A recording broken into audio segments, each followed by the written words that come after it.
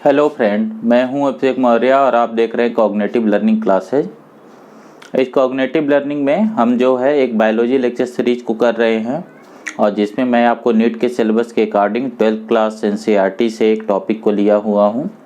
अभी हम जो है एवोल्यूशन टॉपिक को देख रहे हैं, जो बड़ी इंटरेस्टिंग एक स्टोरी है, एक बहुत इंटरेस्टिंग थ्योरी है जिससे हमें बायोलॉजी के उन सारे चीज़ों का आंसर मिलता है जिन्हें पहले हम याद करते थे।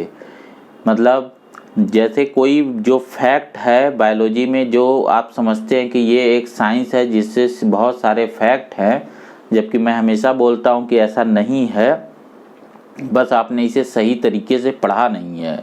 तो जब आप एवोल्यूशन थ्योरी को प्रॉपर तरीके से जानेंगे तो उन सारे फैक्ट की मीनिंग आपको समझ में आने लगेगी कि एक्चुअल में वो फैक्ट क्यों लिए गए हैं और उसके पीछे का साइंस क्या है। तो ऐसे ही चीज़ों को एक्सप्लेन करने वाली इस थ्योरी को समझना जो है थोड़ा सा आपके लेवल पे थोड़ा सा डिफ़िकल्ट होता है, लेकिन मैं कोशिश करूँगा कि आपको बहुत इजी वे में इसे समझाऊँ। और आप ये विश्वास रखिए कि मैं आपको, अगर ये लेक्चर को आप लास्ट तक फॉलो करते हैं तो मैं ये आपको समझा दूंगा, इतनी तो गारंटी है मेरी। ठीक है, अभी तक तो मैंने ये करके दिखाया हर बार। तो फ्रेंड, इसके लिए मैं कहूँगा, आपसे एक रिक्वेस्ट है कि अगर आप इस चैनल पे न्यू हैं और इस लेक्चर को पहली बार देख रहे हैं तो प्लीज़ चैनल को सब्सक्राइब लाइक करिए और अपने जो है फ्रेंड सर्किल में और सारे ग्रुप में और सारे लोगों को इसको शेयर करिए। और सबसे इम्पॉर्टेंट बात कि जो कमेंट सेक्शन है उसमें मुझसे इंटरेक्ट करिए और मुझसे क्वेश्चन पूछिए और मुझे फीडबैक दीजिए कि आपको ये लेक्चर कैसे लग रहे हैं, क्या आपको इसमें अच्छा बुरा जो भी लग रहा हो, जो भी आपके अच्छे बुरे एक्सपीरियंस हो उसे मुझे बताइए। तो देर न करते हुए हम जो है अब आज के टॉपिक पे आते हैं, जो आपका एवोल्यूशन का टॉपिक है। जैसा मैंने पीछे जहाँ छोड़ा था वहीं से इस टॉपिक को कंटिन्यू किया जाएगा। अभी मैंने बोर्ड को हटाया नहीं है, रब नहीं किया है, तो मैं एक बार आपको रिकैप करा दूं कि पीछे हमने क्या देखा था, उसके बाद ही आज का टॉपिक लेंगे। जैसे मैंने लास्ट में आपको बताया था कि हमारे पास ओरिजिन ऑफ लाइफ, जो हम समरी को देख रहे थे कि समरी ऑफ एवोल्यूशन में क्या था, कि हमारे पास कुछ क्वेश्चन है कि लाइफ की ओरिजिन कैसे हुई, ओरिजिन ऑफ अर्थ कैसे हुई, एवोल्यूशन लाइफ के फॉर्म कैसे बने। इन सब को बताने के लिए हमारे पास दो थ्योरी थी। एक स्पेशल क्रिएशन थ्योरी थी जिसमें एक सुपर पावर, एक सुपर नेचुरल पावर को ये बोला गया कि उसने इन चीज़ों को क्रिएट किया है, यूनिवर्स को भी क्रिएट किया है, अर्थ को भी क्रिएट किया है, इस पे जितने टाइप के ऑर्गेनिज्म हैं उनका भी क्रिएशन किया गया है और वो स्टैटिक है इन टाइम। मतलब वो जैसा डाइवर्सिटी आज आपको दिख रही है वैसा ही हमेशा दिखेगी। फिर इसके बाद दूसरा वो व्यू जो है वो है मॉडर्न साइंटिफिक थ्योरी, जो आपके सिलेबस में है। मॉडर्न साइंटिफिक थ्योरी में ये बोला गया कि हर जो चीज़ यहाँ बायोलॉजी में आपको दिखती है वो सब एवोल्यूशन के थ्रू आई है। इवन ये तो बायोलॉजी के बियॉन्ड भी जाके कॉस्मिक एवोल्यूशन की बात करता है, जिसमें जो है बिग बैंग हाइपोथेसिस आपको बताई गई। ये मैं आपको बता चुका हूँ, बिग बैंग हाइपोथेसिस में कैसे यूनिवर्स का फॉर्मेशन हुआ, उसमें कैसे गैलेक्सीज बनी और गैलेक्सीज के बाद उनके गैलेक्सीज के अंदर प्लैनेटरी सिस्टम कैसे बने। वैसा ही प्लैनेटरी सिस्टम हमारा सोलर सिस्टम है जिसमें हमारा प्लैनेट भी बना। और फिर इसके बाद इसमें ओरिजिन ऑफ लाइफ की एक थ्योरी है, इसको हम देखेंगे। यहाँ लाइफ कैसे ओरिजिनेट हुआ, इसको केमिकल एवोल्यूशन थ्योरी बोलते हैं। जो हमारे प्लेनेट पे जो लाइफ ओरिजिनेट हुआ, इसके लिए ओरिजिन ऑफ लाइफ में यहाँ पे केमिकल एवोल्यूशन थ्योरी बोलते हैं। ठीक है, केमिकल एवोल्यूशन थ्योरी बोलते हैं। इसका मतलब यह है कि लाइफ पहले केमिकल्स के फॉर्म में इवॉल्व हुई और फिर आज के फॉर्म में इवॉल्व हुई, अभी समझाऊंगा बाद में। फिर इसके बाद evolution of the different life form, कैसे डिफरेंट टाइम के लाइफ फॉर्म यानी स्पीसीज यानी बायोडाइवर्सिटी बनी। तो यहाँ पे हम डायनेमिक स्पीसीज कॉन्सेप्ट को लेके चलते हैं। अब मैं थोड़ा एक चीज़ ये बता दूं कि इन दोनों थ्योरी में जो कंट्राडिक्शन थे, तो आपको ये बताया था कि ये जो मॉडर्न साइंटिफिक थ्योरी है इसके लिए हमारे पास एविडेंस भी है, और वो एविडेंस जो है आपके सिलेबस में है, वो आपको एग्ज़ाम में बहुत पूछे जाते हैं, ऑलमोस्ट हर साल पूछे जाते हैं, ये आपको ध्यान रखना है। एविडेंस सबसे इम्पॉर्टेंट टॉपिक में से एक है जो यहाँ से क्वेश्चन जहाँ फ्रेम होता है। स्पेशल क्रिएशन थ्योरी में जो कुछ ऑब्जेक्शन थे साइंटिस्ट के, वो ये थे कि अर्थ की एज 4000 साल बताई गई, जबकि आपकी बुक में मेंशन है 4.6 बिलियन ईयर। ठीक है, तो ये दोनों में काफ़ी डिफरेंस है, कोई 150 साल का नहीं है, बहुत ज़्यादा डिफरेंस है। अब आप कहेंगे साइंटिस्ट को कैसे पता लगा, तो उसकी मेथड होती है जिसे बोलते हैं रेडियो कार्बन डेटिंग मेथड। ठीक है, रेडियो डेटिंग मेथड होती है, जैसे कि जितने भी रेडियो एक्टिव एलिमेंट्स होते हैं उनमें एक जो है उनकी हाफ लाइफ होती है, तो हम उसके थ्रू जो है पता लगा लेते हैं कि कोई भी जो रॉक्स, जो हमारा अर्थ है ना वो एक सॉलिड प्लैनेट है, तो वो डिफरेंट टाइप की रॉक्स का बना है। जैसे आपने पढ़ रखा होगा जियोग्राफी में इग्नियस रॉक, मेटामॉर्फिक रॉक और सेडिमेंट्री रॉक। इसमें जो सेडिमेंट्री रॉक्स है ये तभी बनता है जब इस पे पानी होता है, तो हमें ये सब चीज़ों का आंसर मिल जाता है। जैसे आपको सबसे ओल्डेस्ट सेडिमेंट्री रॉक जब मिलेगी तो इसका मतलब है कि इतने समय से अर्थ पे पानी है। पानी सबसे इम्पॉर्टेंट चीज़ है लाइफ के लिए, क्योंकि मैंने आपको समझाया था सेल वाले टॉपिक में कि सेल का जो सेलुलर पूल है, यानी सेल के अंदर जितना कंटेंट है वो वाटर में एक कोलाइडल सॉल्यूशन है, तो बिना वाटर के लाइफ तो पॉसिबल ही नहीं है। तो वाटर हम कैसे डिस्कवर करेंगे कि वाटर कब से है, जब से सेडिमेंट्री रॉक है, क्योंकि सेडिमेंट्री रॉक बिना वाटर के नहीं बन सकती। तो हम इस तरीके से अगर रॉक की एजिंग कर लेंगे तो हमें ये भी पता लग जाएगा कि हमारे अर्थ पे पानी कब से है। ऐसे ही इग्नियस रॉक जो हैं, जो सबसे पुरानी रॉक हैं, जो मोल्टन लावा के ठंडा होने पे बनी, उन रॉक्स की एज का पता लगा के हम ये पता लगा लेते हैं कि एक्चुअल में सबसे पहले क्या था। तो इन सब को देखते हुए, जैसे ये थ्योरी का मैंने आपको एक ओवरव्यू समझा दिया है, इनको देखते हुए हमें जो चीज़ें मिली हैं कि कभी अर्थ ऐसा था जब उस पर लाइफ नहीं था। जैसे इस थ्योरी के अकॉर्डिंग क्या है कि सुपरनेचुरल पावर ने अर्थ का क्रिएशन किया, इवन हीवन की भी बात करते हैं। साइंस में कोई हीवन नाम की कोई जगह नहीं होती है, समझे, स्वर्ग और नर्क जैसा कुछ नहीं होता यहाँ पे साइंस में ये होता कि स्पेस है और अर्थ है। ठीक है, तो जो स्पेस का कॉन्सेप्ट है वो यूनिवर्स से निकल के आता है, जो आप समझते हैं यूनिवर्स में अर्थ जो है सिचुएटेड है, उसमें वो उसकी लोकेशन है। तो अगर आप जो है स्पेशल क्रिएशन थ्योरी पे जाएं तो एक दिन जो है इनको क्रिएट किया गया, और क्रिएट करने के बाद जो है इस पे लाइफ का भी क्रिएशन हुआ और डायरेक्ट ह्यूमन फॉर्म में आया। तो इसमें प्रॉब्लम ये आ रही थी, इस बिलीफ को मानने में प्रॉब्लम ये आ रही थी कि जैसे आपने अभी हिस्ट्री के बुक में पढ़ा होगा cave man, pre historic man, जैसे इसी बुक में जो आपका ह्यूमन एवोल्यूशन है उसमें आपको डिफरेंट ह्यूमन के फॉर्म के बारे में पढ़ाया जाता है। डिफरेंट ह्यूमन की स्पीसीज थी, जैसे आज की जो मॉडर्न स्पीसीज है हम हैं होमोसेपियंस, उसमें आपको Ramapithecus, Australopithecus, packing man, Cro-Magnon है ना, निएंडरथैल, ये सारी स्पीसीज बताई जाती हैं। उनके जो फॉर्म है वो हमसे सिंपलर है। जैसे मैंने क्या बोला था कि मोबाइल का एक लेटेस्ट मॉडल होता है और उसके कुछ पुराने मॉडल हैं। ये कुछ ऐसे है कि जैसे अगर किसी बच्चे को आईफोन का एकदम लेटेस्ट मॉडल दिखाया जाए कोई ज़रूरी नहीं आईफोन आप सैमसंग गैलेक्सी का ही लेटेस्ट मॉडल दिखा दीजिए, किसी भी फ़ोन का एक लेटेस्ट मॉडल दिखाइए और उसको ये बताइए कि ये एक पर्टिकुलर फैक्ट्री में बनाया गया है, क्योंकि इसे क्रिएट किया गया है, और कुछ दिन बाद उसे उसका इन्फीरियर मॉडल मिल जाए, ठीक है, तो वो क्या बोलेगा कि आपने तो बोला था कि डायरेक्ट इसी मॉडल को बनाया गया था।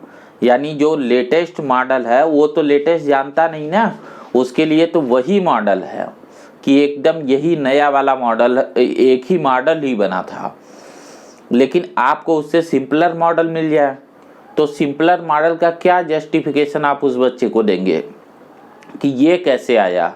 तब तो आपको बताना पड़ेगा ना, बेटा एक्चुअल में डायरेक्ट इसको नहीं बनाया गया था, उससे पहले ये था, उससे पहले ये था और उससे पहले ये था, और ये धीरे धीरे हर मॉडल में इम्प्रूवमेंट करके हम यहाँ तक पहुँचे हैं। मतलब एक लंबी कहानी है जिस तरीके से आप फाइनल मॉडल तक पहुँचे हैं। यानी कि आपको टेलीफोन का, उस पर्टिकुलर फ़ोन का एवोल्यूशन हिस्ट्री बतानी पड़ेगी, जिसको हम बोलते थे ना फाइलोजेनी, उसकी जो है फाइलोजेनी बतानी पड़ेगी, उसकी एवोल्यूशनरी हिस्ट्री को बताना पड़ेगा। तभी वो जो उसके पास सबूत उसे मिल गए हैं कि उसके ओल्डर सिंपलर मॉडल जो मिल गए हैं वो जस्टिफाई कर सकेगा कि ये कहाँ से आ गए। बिल्कुल ठीक यही बात जैसे स्पेशल क्रिएशन थ्योरी में ये बोला गया कि ह्यूमन जो जिस फॉर्म में आपको दिखता है इसी फॉर्म में इसकी क्रिएशन की गई थी। इसका कोई न तो पुराना मॉडल है और न तो कोई एडवांस मॉडल आएगा। क्या बोला गया था? प्रेजेंट में, पास्ट में और फ्यूचर में डाइवर्सिटी एक सी रहने वाली है, यानी स्टैटिक स्पीसीज कॉन्सेप्ट, स्पीसीज कभी बदलने वाली नहीं है।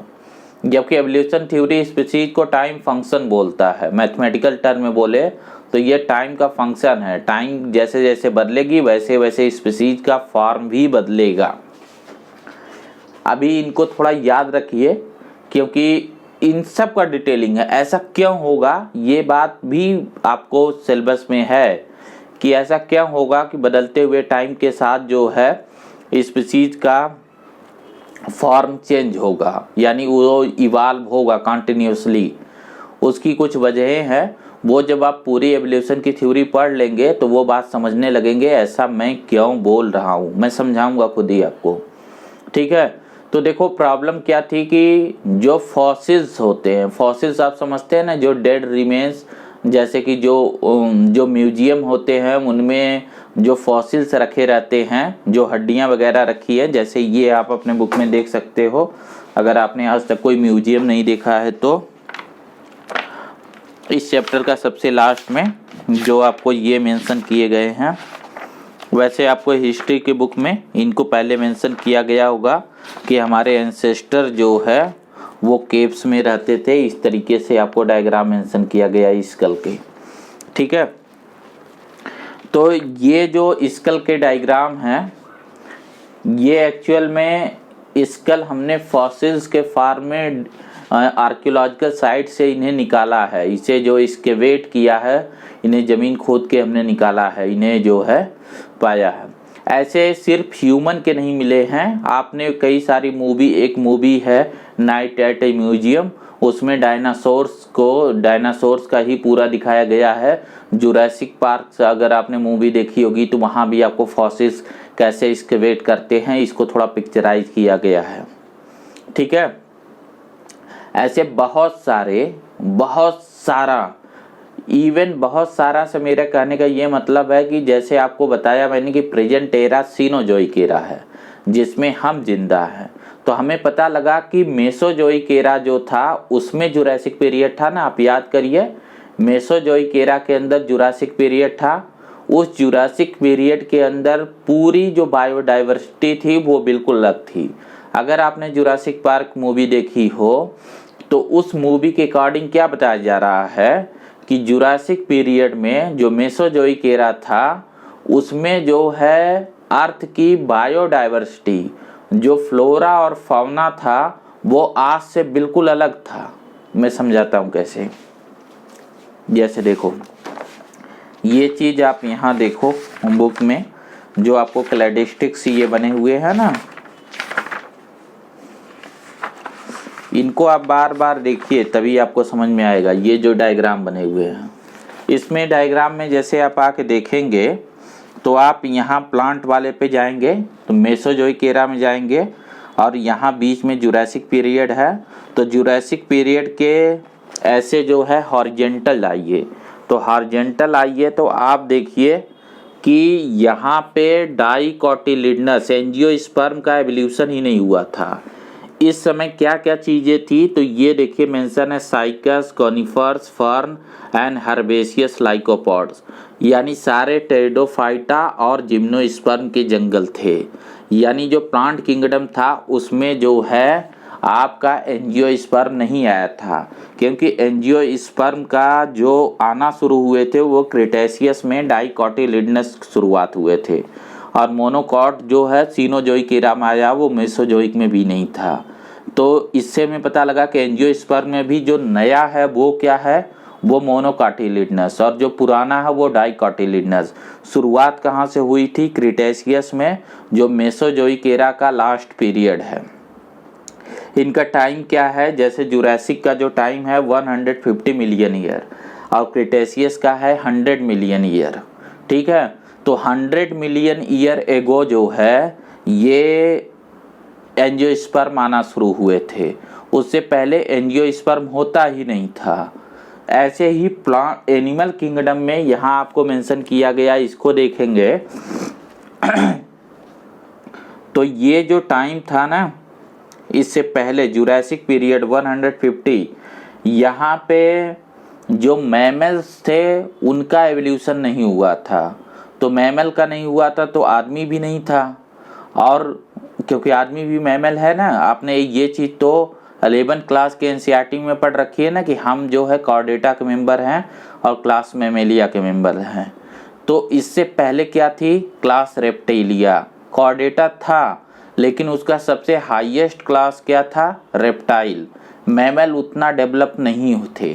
ठीक है, मैमल का शुरुआती फेज में थे, वो अर्लीस्ट फेज ऑफ डेवलपमेंट में थे। बर्ड का भी डेवलपमेंट नहीं हुआ था। मैंने आपको उस जो है डाइवर्सिटी वाले टॉपिक में बताया था कि जो रेप्टाइल है वो कॉमन एंसेस्टर है मैमल्स का भी और एवीज का, एव्स का, यानी कि मॉडर्न जो बर्ड्स हैं, जितने आप पंछी देखते हैं, जितने बर्ड्स हैं, इन बर्ड्स और जो मैमल हैं, इन दोनों का कॉमन एंसेस्टर रेप्टाइल हैं। तो एक्चुअल में इसको एज ऑफ रेप्टाइल बोला जाता है। तो अगर आपके दिमाग में इस तरीके से मैं बताऊं समझने के लिए कि अगर हम टाइम मशीन से पीछे जा पाते ना, तो और उस टाइम को देखते जुरासिक पीरियड में, तो जो फ्लोरा होता वो डोमिनेटेड होता किस ग्रुप में? प्लांट किंगडम में अधिक से अधिक जिम्नोस्पर्म बना होता। एंजियोस्पर्म बहुत ही प्रिमिटिव फॉर्म में है। जो डोमिनेटेड फ्लोरा होता वो जिम्नोस्पर्म और टेरिडोफाइटा का होता। ठीक है, और जो एक्चुअल में उस समय कंडीशन ये थी ना, इसकी एक वजह है। जो टाइम स्केल है उसका नाम है जियोलॉजिकल टाइम स्केल। ये जो एवोल्यूशन की थ्योरी है ना, इसमें कई चीज़ों को हम कंबाइंड करके पढ़ते हैं। एक टॉपिक होता है बायोजियोग्राफी। ठीक है, इसका मतलब ये होता है बायोजियोग्राफी। इसका मतलब ये है कि एक जियोग्राफी जो है एक स्पेशल बायोलॉजी को अगर जो है कंटेन करती है, अगर वो उसे उसके कंपोजिशन में एक स्पेशल बायोलॉजी होती है उस जियोग्राफी में, तो उसे हम बायोजियोग्राफी बोलते हैं। जैसे ऑस्ट्रेलिया का जो फ्लोरा और फौना है, यानी कि जो बायोजियोग्राफी है, वो इंडियन सब कॉन्टिनेंट से बिल्कुल अलग है। तो हम बोलेंगे ऑस्ट्रेलिया की बायोजियोग्राफी इंडियन सब कॉन्टिनेंट के बायोजियोग्राफी से बिल्कुल अलग है। इसी तरीके से जब हम अर्थ में पीछे जा रहे हैं टाइम में, जियोलॉजिकल टाइम स्केल में जब पीछे जा रहे हैं, तो एक चीज़ ये जानिए कि उस समय जो अर्थ का एनवायरनमेंट था ना, वो आज से अलग था। इन द सेंस अलग कैसे था कि जुरासिक पीरियड में अर्थ पे दो तरीके की कंडीशन थी। या तो अर्थ पे जगह जगह बहुत सारे मार्सेस थे, दलदल थे, या फिर बहुत ही ड्राई कंडीशन वाले डेजर्ट थे। तो डेजर्ट में रहने के लिए जो एडॉप्टेड थे वो जिम्नोस्पर्म थे, और जो दलदली एरिया था, जो मार्सी लैंड थे, उसमें जो है टेरिडोफाइट थे। एंजियोस्पर्म का यहाँ कहीं भी अभी जो है एक्सपेंशन नहीं हुआ था। एंजियोस्पर्म बहुत प्रिमिटिव फॉर्म में था, ठीक है। तो इसकी वजह से उस समय का ये तो हो गया फ्लोरा। उस समय का फौना क्या था कि रेप्टाइल सबसे ज़्यादा थे, एम्फीबियन वगैरह जो नीचे थे वो सारे डेवलप थे, है ना। एम्फीबियन और रेप्टाइल ही सबसे डेवलप थे। उसमें रेप्टाइल सबसे डेवलप थे, जैसे डायनासोर आपने मूवी में देखा हुआ, वो कितने बड़े और डोमिनेटिंग थे। तो इस तरीके से हमें समझ में आया कि जुरासिक टाइम का जो मेसोजोइक एरा की जो डाइवर्सिटी थी, डाइवर्सिटी क्या होती है, फ्लोरा और फौना। उस समय की प्लांट स्पीसीज कंपोजिशन क्या था, एनिमल स्पीसीज कंपोजिशन क्या था, वो आज से बिल्कुल क्या थी, अलग। ऐसा तभी पॉसिबल होगा ना। अब देखो, जब आप डायनेमिक स्पीसीज की बात करेंगे, यानी जो लाइफ का फॉर्म है ये अर्थ पे हमेशा बदलता है। जैसा आप मॉडर्न सिंथेटिक थ्योरी में मान रहे हैं, मॉडर्न एवोल्यूशनरी थ्योरी में मान रहे हैं, तो इसके अकॉर्डिंग आप मान रहे हैं कि मीसोजोइक एरा की diversity Cenozoic era, present era से बिल्कुल अलग थी, ठीक है। ऐसा अलग इसलिए था कि उस समय अर्थ का एनवायरनमेंट आज के एनवायरनमेंट से अलग था। एनवायरनमेंट का क्या रोल होता है ये मैं समझाऊंगा आपको थोड़ा बाद में, ठीक है। अभी ये चीज़ आपको समझ में आई कि ये डायनेमिक स्पीसीज का क्या मीनिंग है। जबकि इस स्टैटिक वाले में देखो प्रॉब्लम क्या आ जाएगी कि इसके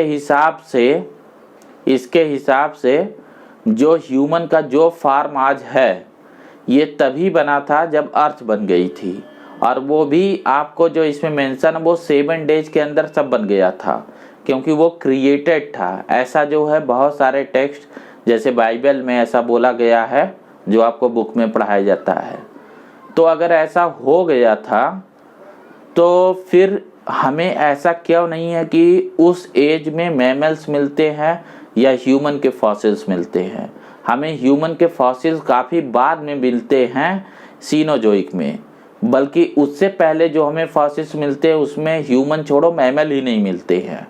तो इसका मतलब ये हुआ कि जैसा ये दावा कर रहे स्पेशल क्रिएशन थ्योरी में कि डाइवर्सिटी स्टैटिक इन नेचर है, ये जैसा क्रिएट की गई थी वैसा ही पास्ट में थी, वैसा ही प्रेजेंट में और